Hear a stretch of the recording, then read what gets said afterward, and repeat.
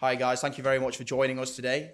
As you guys are aware, my name's Kevin Crowther. I represent a multifamily office. A little bit of background on that. Essentially, me, my team and my company, we sit in between some of the world's largest private banks and then the clients that we represent.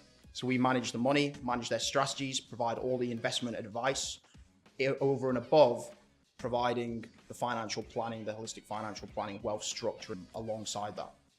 I'm joined here today by Conor Groome. Conor and I have worked very, very closely together for a long period of time. We've done a lot of business together. We've got a lot of mutual clients and we've done a lot of great things for those clients. We're here today to talk a little bit about some of the structuring that we can do for high net worth clients and ultra high net worth clients to protect their assets, more specifically here in the Middle East. So yeah, without further ado, let's dive into it. Conor, thank you very much for joining me, mate. Thank you, Kevin. Great to be here and great to be speaking about all things high net worth, ultra high net worth in the Middle East. Yeah, great to be here. Perfect. So you obviously work for a company called Enness Global. I do. Inform our listeners a little bit about Enness Global, what you guys do. Enness Global, who are we? We are a large international firm. We will specialize in all things private client focused. So mortgages, corporate finance, insurance, corporate services, and residency by investment. I am based here. I've been based here for the past 3 years and I lead up corporate services and residency by investment for the firm. Based here, but I spend time in between London, Monaco, Dubai, meeting clients, servicing clients, and making sure our different products are aligned correctly for them. Absolutely perfect. So you're the man for the job when it comes to educating myself, educating our listeners on all of the things they should be doing or at least considering. Yeah, I definitely try to be. Yeah, definitely. Well, we're about to find out. My firm's obviously licensed and based here in the DIFC in Dubai, in the UAE, Dubai International Financial Center. Yeah. A lot of the structuring, the foundations, the companies that you guys do for clients are all DIFC based as well. Yeah. Let's just talk about that for a brief second. What makes the DIFC so special? What's the importance that we place on it? So we advise clients on here because it is the leading free zone in the Middle East, and it really is a top 10 free zone globally. So structuring wise, infrastructure, in terms of regulations, in terms of everything else that is being offered here, it is second to none. So it is a tax efficient zone. It allows for 100% foreign ownership. All these great benefits come with it, and it is a global beacon for a corporate setup area. And why DIFC rather than, for example, onshore? Why would you choose DIFC rather than onshore? Number one, regulation. Number two, the law in place here. DIFC operates under UK common law, which is obviously different to your locally based law here, which is obviously Sharia law. So for an expat, it is really, really important to be aware of this isn't home. This is a foreign country, foreign laws. How can we best help you protect your assets? It is definitely by advising on the correct free zone, which is definitely the IFC or the other common law areas in the UAE also. Certainly. And then from my point of view, obviously when dealing with money, managing assets, the clue's in the name, DIFC, Dubai International Financial Center. Yep. It is one of the main international financial hubs, as you said, globally. And it's got its own financial regulator being the DFSA. Again, one of the most stringent regulators, certainly here in the Middle East, also globally as well. So clients can rest assured that we're a fully regulated firm. Assets are being structured under common law, as you say. And as a result, they're going to be fully protected with all of the legal proceedings that they might need. For sure. Perfect. So let's start with something that's really quite basic. Certainly in the clients I'm having conversations and meetings with, it is also something that people more often than not fail to do, unfortunately. So what I'm referring to is getting a will in place. Now, as a basic stance, I always say to everyone I speak to, you should certainly have a will in every jurisdiction that you hold assets. So if you've got assets in if we're going to come on to a case study later, that's going to be a UK expat that's moved here to the UAE. But in that situation, for example, those that family should have a will in the UK, protecting their UK assets, and a will here in the UAE, protecting their UAE assets? For sure. And I think it's often something which is unfortunately overlooked by majority of the expats here. A will is something which every single expat, no matter of your personal worth, your kind of your assets, every single expat should be setting up a local will here in DIFC. Why is that a positive for you? It basically means your assets are protected in the event of something happening to you. As mentioned previously, Sharia law is here. It is not familiar for expats. It is not what we are used to, what we expect. Absolutely. And I think the basic rule of Sharia law is essentially the eldest son inherits the estate of the deceased, right?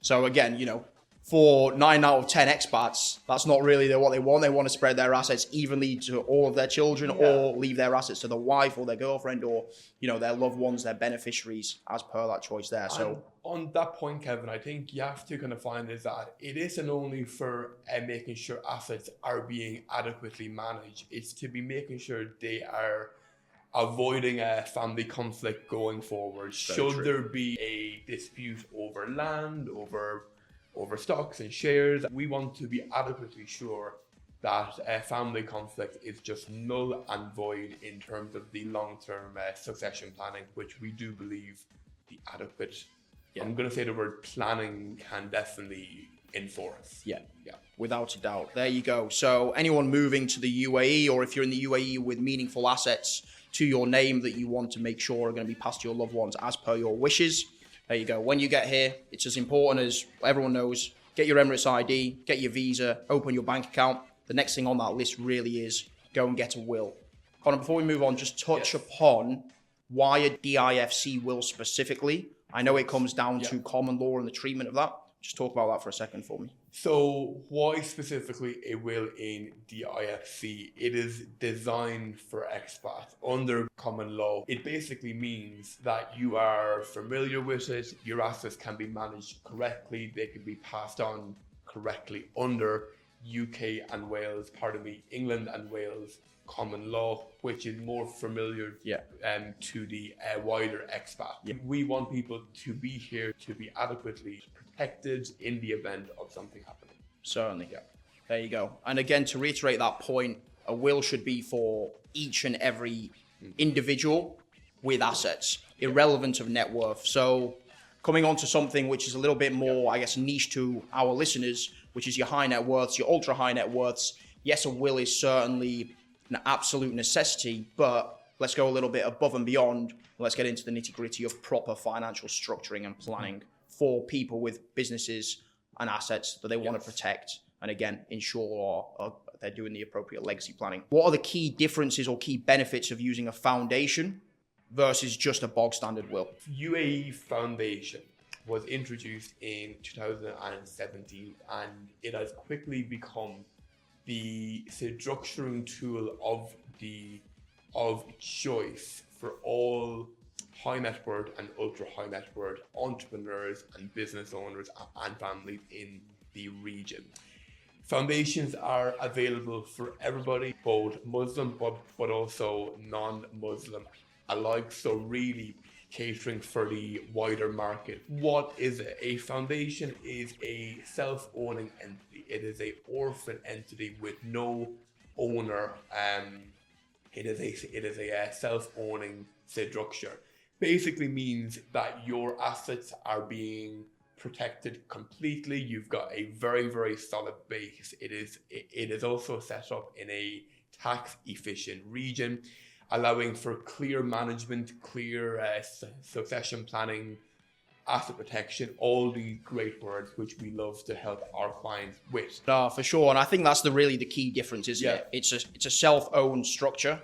It's completely severed from the ownership of the individual. As a result, the assets are completely removed out of that individual's estate. Correct. And so, again, it's got all of those benefits. So I think the key benefit really is, again, that separation of ownership, protection from a liability point of view. But as we're talking about, the event of death and we're focused on succession planning, what do the assets within that structure look like if the beneficial owner, or if the owner were to pass away? Great point. So this will all come down to how is it layered? How is it being structured? So a foundation has got 4 different layers: founder, founding council, beneficiaries, and then guardian. So the founder is quite typically your family patriarch. He can be a entrepreneur, business owner. She could be this business lady, entrepreneur, etc.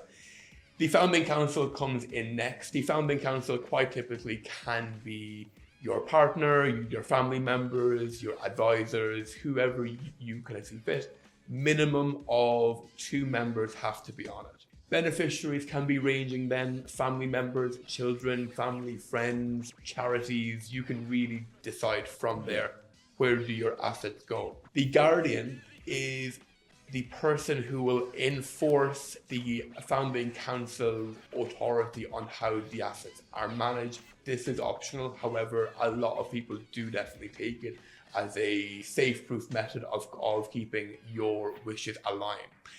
The founder will set out the laws of a foundation. The laws are perpetual. They are set in stone how the assets are managed in the event of the founder's death. His wishes, their wishes are carried out perpetually, providing a real safety net in terms of a safe future for the assets.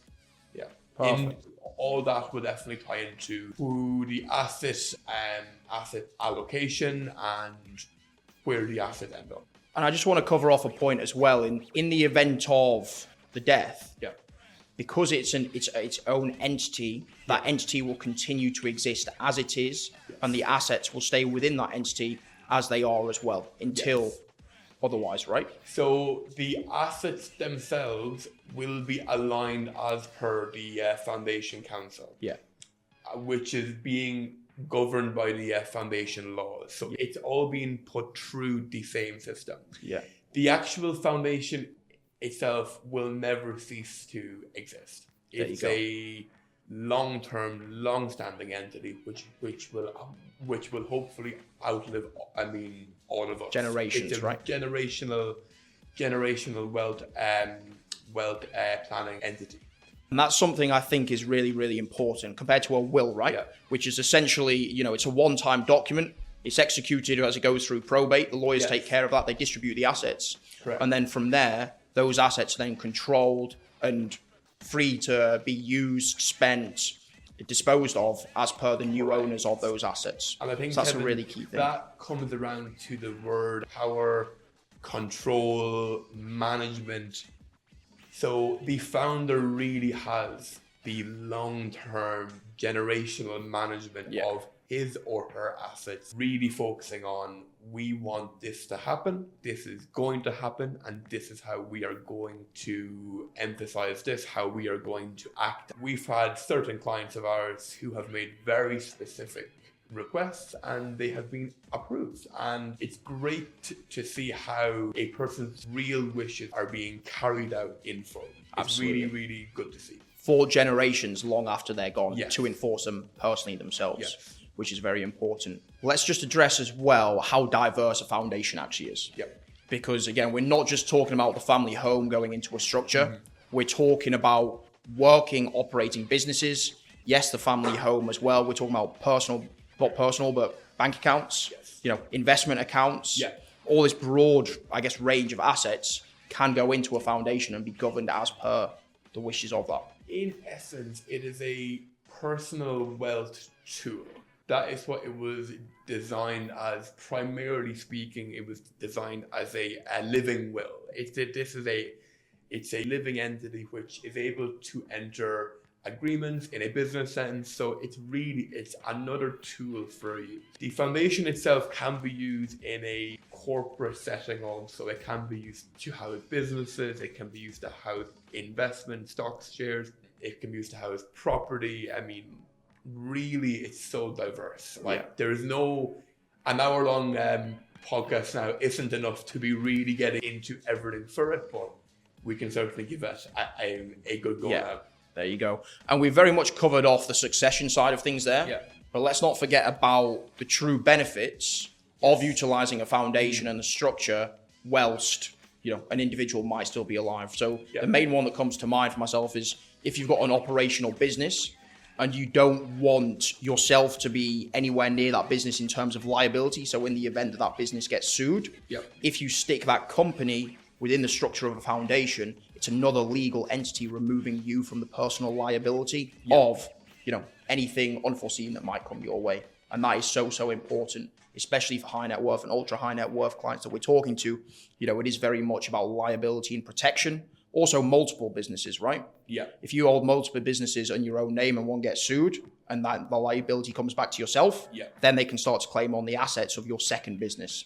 If you put those in a foundation and remove that liability from you personally, they're treated as completely individual assets. Like what you're doing is you are creating a firewall, you're creating a safeguard feature, which is allowing you to operate here. You can operate globally, but your assets will be structured via a safe region, a secure region with a phenomenal infrastructure, which has allowed for a foundation to be formed here, which is really giving entrepreneurs a real great safety net. It's providing them with the asset management, as you mentioned, asset protection, limited liability protection, all these different things are coming into it, which is really putting people at ease, and it's great for us to be able to help people do it. I think it also ties into, with a foundation, you can grow the assets in it. You can invest, you can have property, you can have this as, it's a living entity. It's a living, growing generational entity. So really, it's great. Quite often you will find people who are setting these up for philanthropic purposes, can often have a very, very good charitable a very good emphasis on giving back, on providing certain assistances also. So really, the people setting this up are forward thinking people who are really looking towards not the next 5 years, not the next 15 years, but the next 20 to 25 and beyond years. So absolutely, you're absolutely spot on. You're absolutely right when you say that ties into, the managing of those assets. So just because you put your assets within a foundation, of course, they still need to be managed. You still got control over them. They still need to be dictated, right? So that's where me and my firm come in. The asset management of clients' assets in these structures, if we're talking, liquid or semi-liquid assets. So, whatever bonds, equity, stocks, shares, funds, whatever it might be, or even, highly personalized assets such as their own private company shares, for example, we can very much assist in the management of those assets, but we will just hold them within an account. But instead of having the individual as the owner of that account, we will have the foundation as the owner of that account. So we can set up those accounts. We can assign the foundation as the owner. And again, me and my team, the asset management team here, can again manage those investments in line with our clients' requirements, whether that be return or risk driven, whatever it might be. It's a very, very valid point in that it's so diverse and it's so broad. It can do so many different functions where each case is a individual case. Investments, properties, businesses, everybody's different, and a foundation has been layered in that it can handle anybody who's coming towards it. We can really make it personalized for your family, personalized for your needs, your investments, your life to date can be molded to be helped fit into this really great tool. Look, I mean, a foundation, its ideal client, its ideal founder is somebody who is moving here, that they've got a family, they've got a international assets, they've got a international family, they've got locally based assets, all of which we can happily work with and happily help people with. And then quite similarly, Kevin, you then bringing in the investment side, all of that makes our life easier. And you mentioned something that's really important there, which is, this is an incredibly bespoke and tailored tool. Contracts are drafted, the foundation is structured for each and every client. It's not an off-the-shelf solution. Someone can't go and set up a company and chuck their assets in it. So it's quite simply not going to be fit for purpose. It is incredibly important to draft in experts such as Conor and your team, your lawyers that you use, to set these structures up, because if structured or set up in an inappropriate manner or in a way that's not fit for purpose, you again can tie yourself in knots incredibly quickly and get yourself in all sorts of The trouble. long-term implications of that can be quite severe. Yeah. They can be quite difficult. I mean, we're not talking about a run-of-the-mill company here. We're talking about a legacy planning tool. We're talking about a asset kind of consolidation weapon. I'm going to say the word weapon because it's really a really powerful tool. So what we're looking to do, it's a 2 to 3 month process, end to end. Maximum we're looking at is probably 4 to 6, should it be a very, very highly detailed case. But during that time, we are analysing all the assets which are going to be entering it. We're really doing a really in-depth analysis, in-depth approach to make sure we are doing things 100% right and in the most 100% strategically aligned way for your future, whether that is investment-wise, property-wise, succession planning-wise, everything has to be covered. One thing we've not covered is the tax side of things. Now, I think we're all aware that foundations can be, again, incredibly powerful tools from a tax planning point of view. Minimizing tax, again, strategically placing assets appropriately to ensure that you're not overpaying tax when really you don't need to be. Let's not go into too much detail on that because, again, it's incredibly nuanced, it's incredibly bespoke. All of our listeners might be global. Again, we don't need to dive into that. But it's something that I just wanted to address because, you know, the benefits there are untold, really. Corporate tax was brought in, I think we're coming on the 18-month to 2-year mark now, since it was initially initiated. So corporate tax was brought into Dubai 18 months to 2 years ago, roughly speaking, and it has been on everybody's lips since then. There's going to be a case where every single entity, every single person must file for corporate tax. We work with a high-level team of tax advisors here to be absolutely sure you are, first of all, fully compliant, but then also you are making the most of it. You aren't overpaying, but certainly not underpaying either. However, foundations are an excellent tax efficiency tool, but certainly speak to our experts on that to make sure everything's fine. So you and I have done a lot of business together. We've done a lot of really, really great work for a lot of clients. We've given them great benefits in terms of structuring peace of mind and then investment management solutions from my end as well there. Let's go into a case study that I think was actually the most recent client that we've looked after. I think we kind of concluded this case. So let's go into a case. We'll talk dates. Yeah.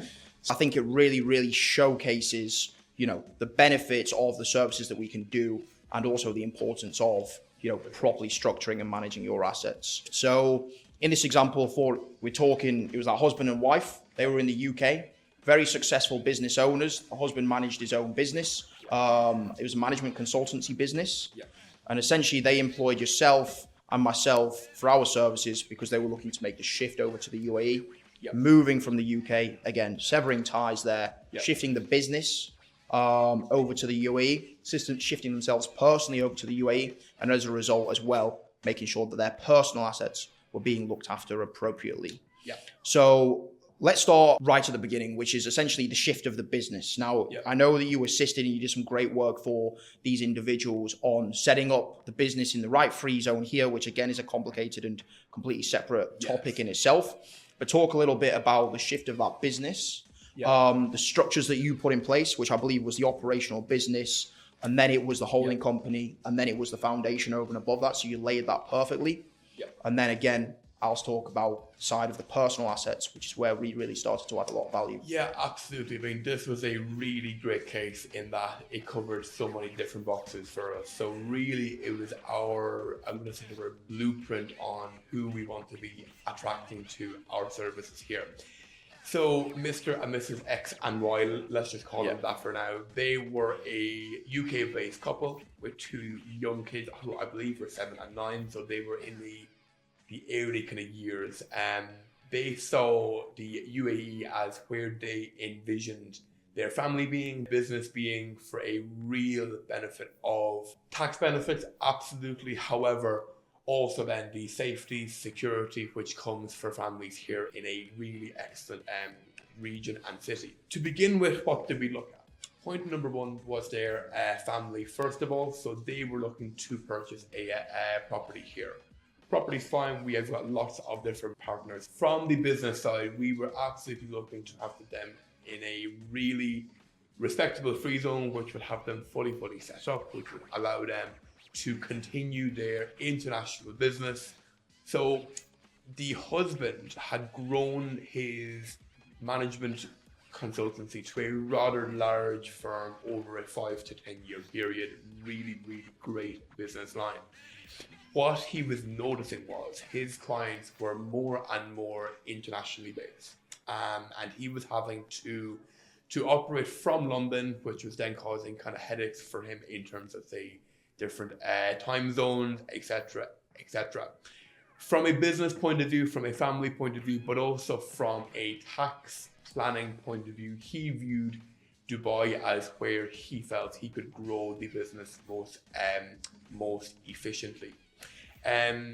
We had then discussed with him for about a month on where to begin setting up.